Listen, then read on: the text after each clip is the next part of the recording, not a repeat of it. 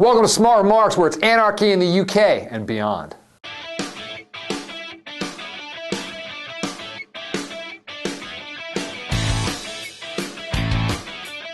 So I've been watching the London riots, or maybe it's more appropriate to call them the English riots, as the unrest last night spread to cities like Manchester and Liverpool. And what struck me is there seems to be no readily identifiable cause for all the unrest. Now, sure, the immediate trigger was the shooting by police of a 29-year-old guy named Mark Duggan, a father of four who supposedly had ties to the London gangs. But in the end, this unrest has been so widespread and so damaging, it's about more than one guy. This is some sort of pent-up frustration, and it's obviously connected to England's economic situation. England, as you'll remember, has already implemented its austerity measures, and some liberal politicians there have said that this is a direct result. Conservatives are, wait for it, outraged at the mayor's suggestion, saying there's no political overtones to this. This is just people who want to set fire to things and steal iPods. Philip Johnson wrote in the UK Telegraph that the riots are, quote, fueled by pure greed, a belief that something can be had for nothing. And, well, you know, there probably is some of that to it.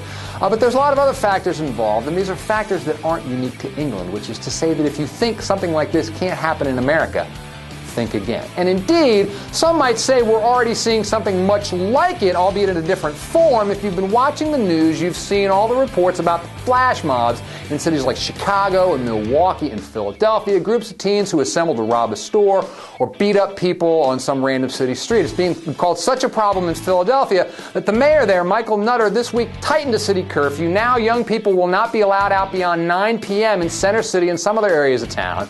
And Nutter said, among other things, the quote, when we ignore our young people's needs, when we don't offer opportunities, when we don't invest in their education or their future, all of us have failed them.